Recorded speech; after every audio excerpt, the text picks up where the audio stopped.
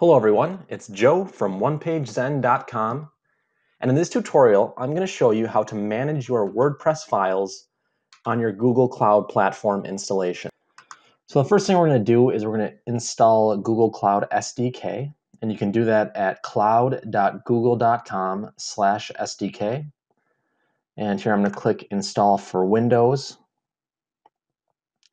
and I'm going to click this link here to launch the installer.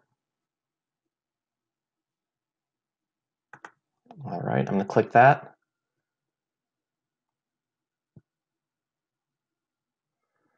All right. And agree to the terms and conditions. All right.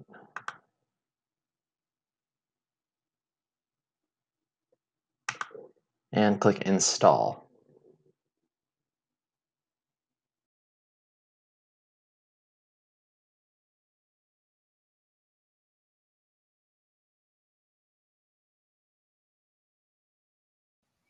All right, perfect. Now you see we have the command line here. All right, now after waiting a few seconds, we will be prompted to log in. So we're going to click Yes.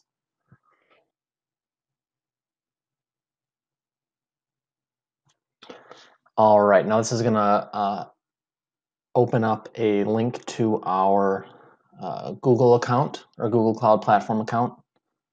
So let me just bring this down here so you can see it. This is what it's doing. It's opening our account. So you're going to sign in with whatever account you're using.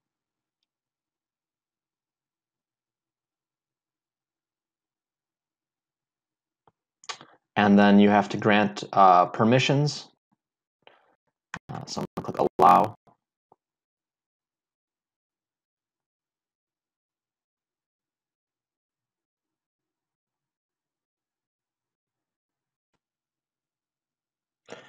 All right, now let's go back to our mainframe here, and it's going to ask us, do you want to configure Google Compute Engine? And we're going to click enter Y for yes. And it says, which Google Compute Engine zone would you like to use as the default? I'm going to use US Central. So I think that's C. 12.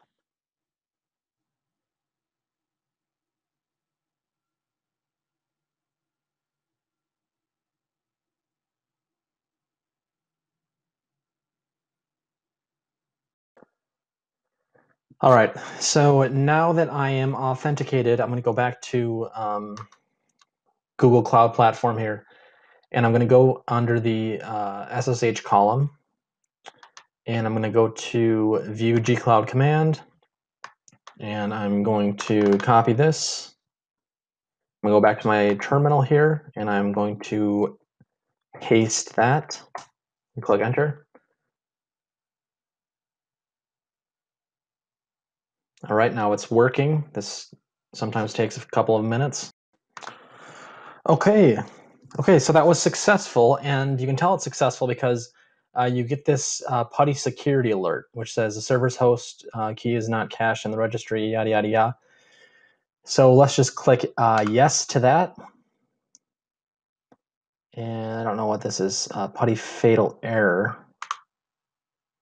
That's unusual. Let me try this again. See what happens. That's not the right command. I'm going to go back to my gcloud command line. I'm going to copy this, go back to the terminal. I'm going to enter that command again. See what happens this time. Hopefully we don't get that same error.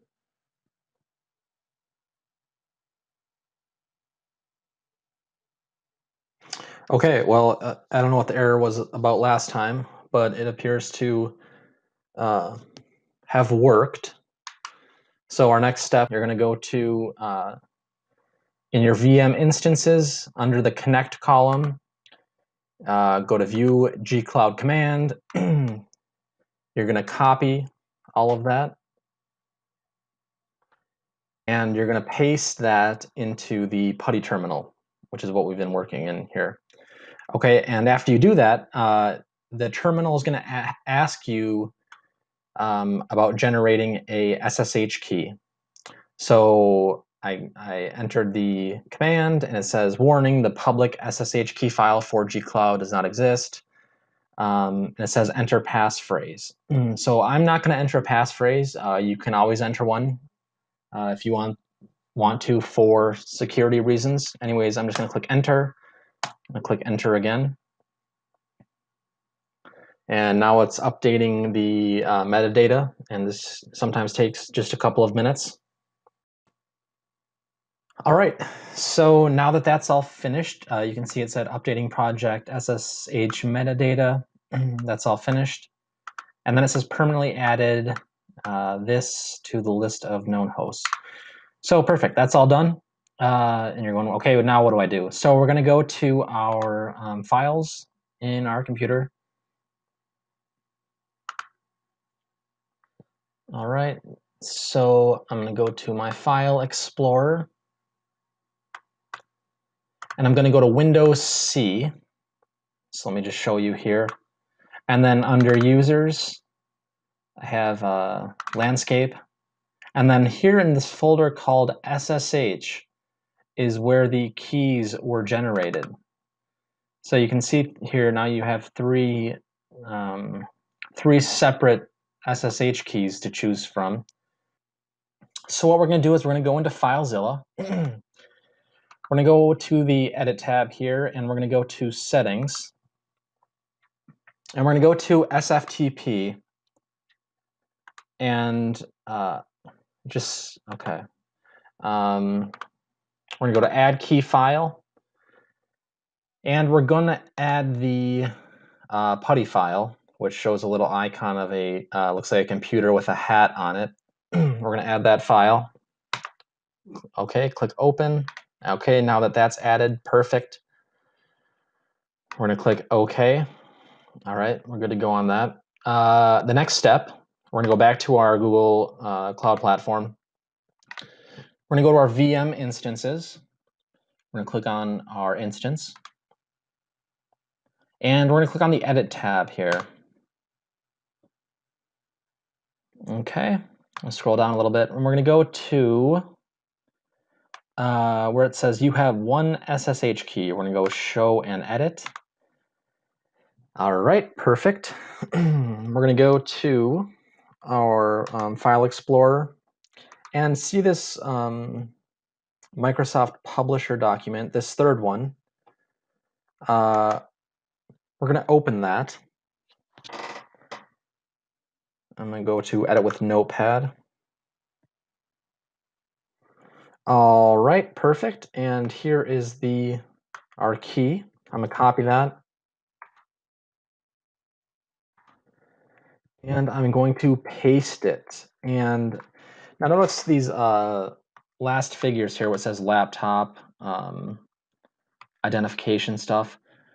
We're going to backspace on all that, and we're going to put Bitnami as the username because that is the name of our WordPress installation on the Google Cloud. So perfect. Once that's been done, let's scroll down to the bottom, click on Save. It should take a couple of seconds.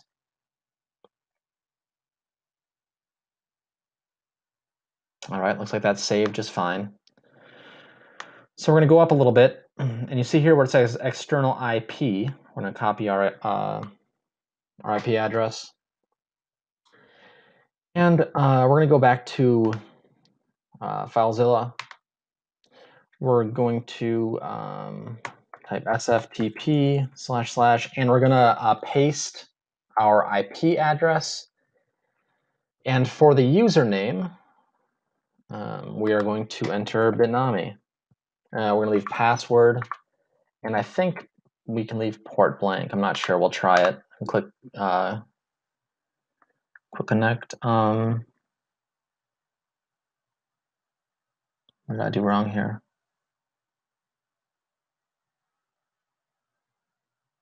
Sorry.